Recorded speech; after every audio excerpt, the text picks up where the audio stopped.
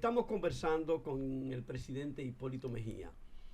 Sin lugar a dudas, ha marcado en el país de una manera tan particular, en razón incluso de ser convertido en el único político con prácticamente cero tasa de rechazo dentro y fuera del poder.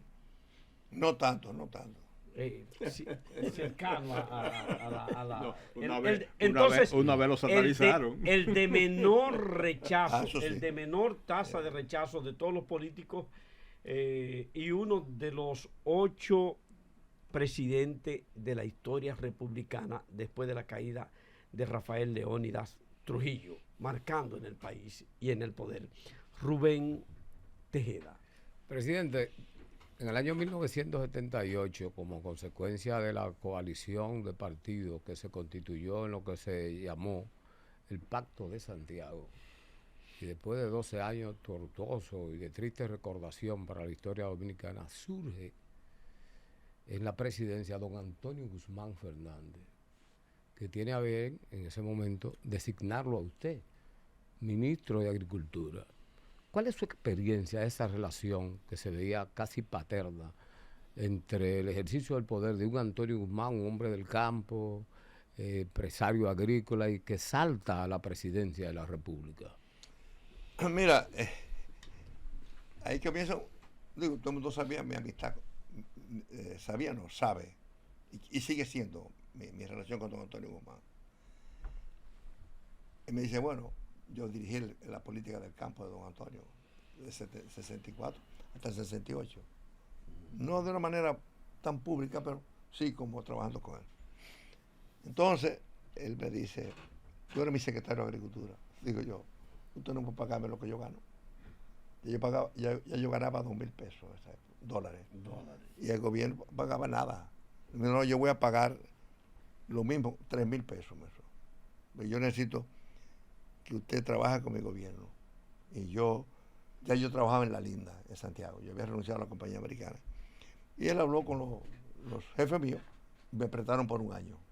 Prestado. Pero le cogí gusto y no entendí. No, don Antonio no me dejó ir tampoco. Porque mi mujer no quería. Doña Rosa no quería que entrara al gobierno. Tuvo don Antonio que venir un día a desayunar y pasarse 2 horas convenciéndola. Porque ella decía que los ministros, inmediatamente que llegaban a la capital y tenían un cargo, se volvían locos, enamorados. Y no dejaba de tener razón, porque esa era la tenía. Pero de todo modo, acepté un año. Pero de ahí vino el ciclón y yo me enfraqué como un campeón, ese cuestión del ciclón.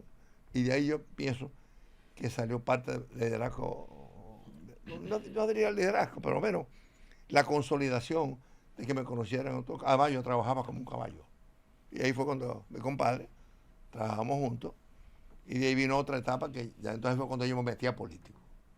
Ahí ya pasó. Me enganché a político. Sí. De técnico a político. Sí. Carlos, en ese punto justamente. Sí, precisamente yo quiero irme a 1979, Huracán David. Usted era el ministro, el secretario de Agricultura, el presidente Antonio Guzmán Fernández.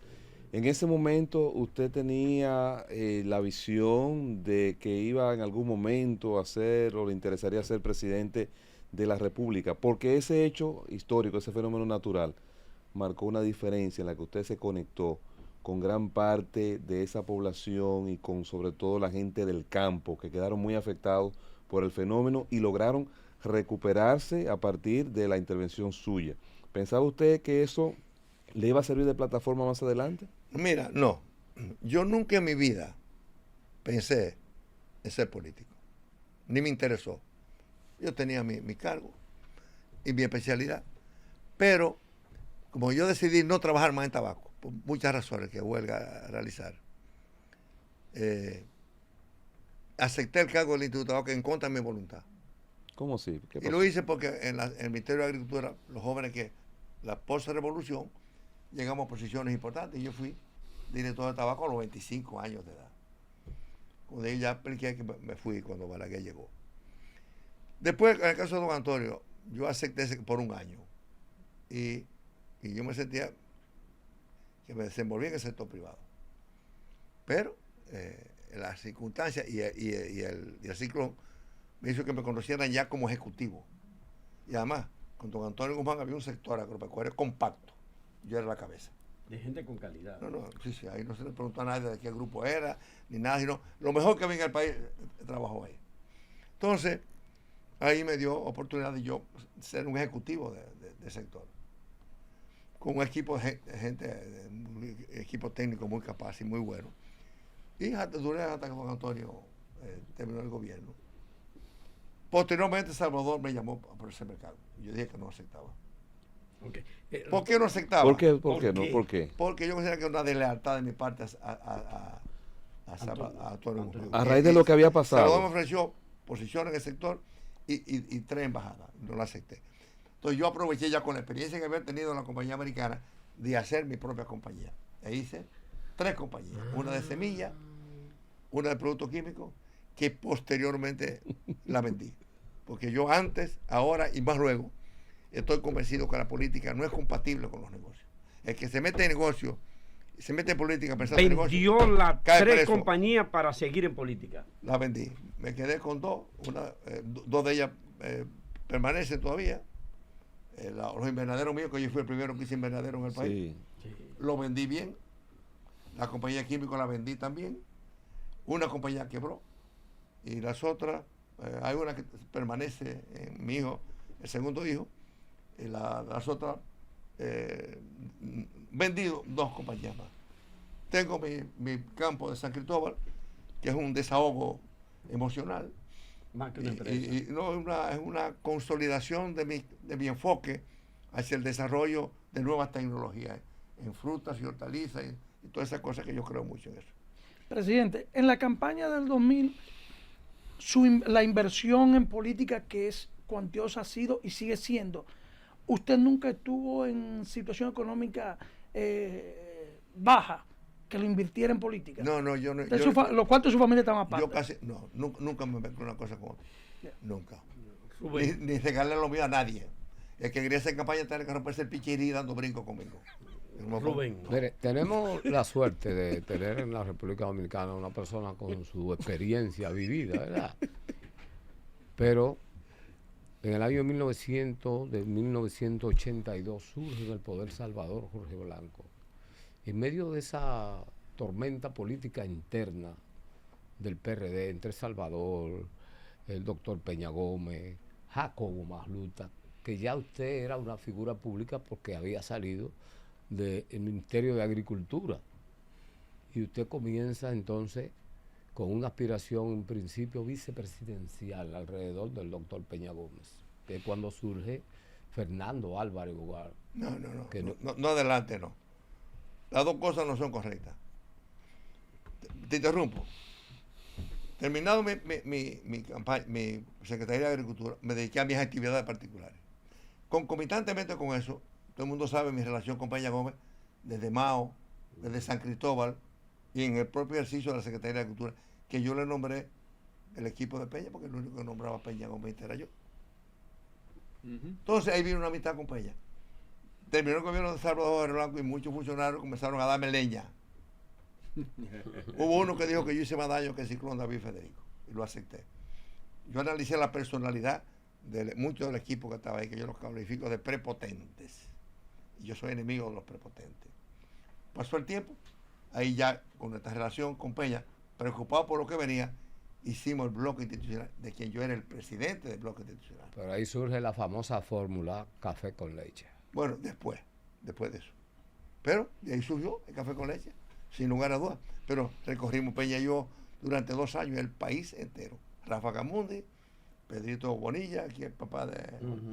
y algunos dirigentes más. Otros se quedaron en stand-by y no crecieron a la velocidad que crecimos nosotros, sin lugar a dudas, al lado de Peña Gómez. Porque ver de cerca y de lejos Peña en el accionar político era una maestría o un doctorado. Y en ese interreno... Escúchame, Salvador, sí, presidente, sí. ¿Por qué usted considera que Peña Gómez no llegó a alcanzar la presidencia de la República, a pesar de esa gran capacidad política, ese dominio de las masas? Y el Porque apoyo. él fue excesivamente democrático. Fue tan democrático que le permitió que se rompieran su propia estrategia. Algunos amigos que le decían que ese un pacto con Balaguer o con cualquiera era antihistórico. Y él se llevó de eso. Yo dije que estábamos equivocados. Y Atué dijo que estábamos equivocados. Y Fello dijo que estábamos equivocados. Y otro, él perdió la oportunidad de ser. Fuimos de acuerdo con Balaguer, que ganaba de calle. Pero fue tan democrático que le permitió a algunos teóricos que dijeran eso. Él catapultó prácticamente al gran liderazgo alternativo del PRD en los años en que él tenía todas las condiciones y potencialidades para buscar la presidencia de la República. A todos. Ahora, Rubén, después de eso, en la segunda vez, ya yo era candidato, porque estaba destruido el PRD, lo llevamos de 0 a 24. Ya en la segunda etapa estábamos en el cielo. Teníamos 17 puntos arriba. Pero antes de esa etapa, en el punto intermedio, cuando Balaguer, se da el conflicto entre Balaguer, cuando surge con fuerza el PLD, ahí es que yo voy. Cuando surge el PLD, se da el conflicto con Balaguer, se abren las posibilidades para Peña Gómez. ¿Cuál fue el papel que jugó Hipólito Mejía en ese apoyo a Peña y diciéndole que teníamos que hacer pacto con Balaguer? Y de ahí vino la mitad mía con Balaguer.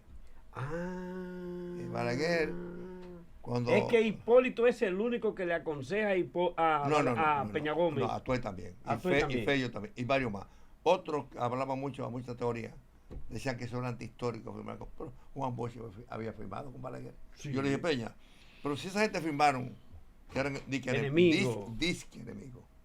¿Cómo es? Disque. Sí, porque eso se decía. Eso es otra cosa. Yo no quiero jugar con la historia. Yo dije, no. Ahí fue cuando yo sabía lo que le interesaba a Balaguer. ¿Sabes qué le interesaba a Balaguer? Un pacto con Peña. Para quedar bien con la historia. El pacto con Juan Bosch y pacto con Balaguer. El pacto de los 2 años. Pero no lo entendimos. Sí. De los 2 años. Sí. Del O 2 sea y que 2. Balaguer quería cerrar la historia habiendo hecho un pacto con Juan Bosch, que fue el Frente Patriótico, y en este caso hacer un pacto con Peña Gómez, dándole los 2 años para reivindicarse ante la historia. Entonces yo le dije, pero usted no decía que Peña era pobre, prieto y feo. Dice, no importa, la historia es otra. Presidente, había una relación... 1994, ¿verdad? No lo ha dicho mucha gente. ¿Qué tipo de relación Presidente, había? 1994 fue esa etapa, ¿verdad? El 2 y 2, 90-94, Sí, 90-94. sí. ¿Qué tipo de relación había en materia de afecto entre usted y el doctor Balaguer? No, ninguna. Odio. Pero, sin embargo... No, déjame contarte. Cuando yo vi eso, y ya yo había sido poder con don Antonio. Una cosa es con violín, una cosa es con guitarra y otra cosa es con violín. Hay cosas que los presidentes no son culpables de muchas cuestiones. Entonces yo vi que con Balaguer se podía discutir y se podía entender, porque se entendió con Antonio Inver, con Wesley, con Martínez Francisco, con Brea, se entendió con muchísima gente. Era un hombre de poder. ¿Está con Brea Peña? Sí. Yo dije, pero acá no hay que ser tan rígido, se puede ser flexible. Entonces yo comencé a flexibilizar mi pleito, porque la verdad que peleábamos. Y el vínculo. Y de ahí para allá, yo traté a Balaguer como un señor mayor, como un hombre que nunca me dijo una mentira. Que nunca le dijo una mentira. Como un hombre que quería quedar bien ante la historia. Y me decía, mire, los números suyos son buenos. Y yo decía, allá usted comenzó a hablar de demagogia. Me decía, bueno, usted verá, yo tengo los números. Lo que pasa es que usted dice lo que se puede decir y lo que no se puede decir. Y los orígenes, presidente, de la amistad suya con Danilo Medina. Porque la gente no entiende que Leonel fue presidente primero, entonces usted tiene una enemistad aparentemente, no sé si ya se arreglaron, con Leonel, pero con Danilo todo el mundo dice No, que yo vi a usted tiene una amistad. Danilo era el que representaba en las reuniones después con nosotros. Era Danilo que mantenía una relación con nosotros, y conmigo en particular. Y Leonel la mantuvo, pero me engañó. Me decía una cosa y hacía otra. Él cuando la vaina de los militares, que yo ascendí, él lo degradó a todo, lo irrespetó. Entonces yo dije que con él no se puede creer. Además, yo soy enemigo de los simuladores. Y Leonel es un simulador. Presidente. Con su cara de pendejo, o la cara de sabio, que cree que es sabio, es que puede engañar y meterle cuentos a la gente. A mí, yo no acepto cuentos. ¿Y Yo no con acepto que Danilo me engañen. entonces?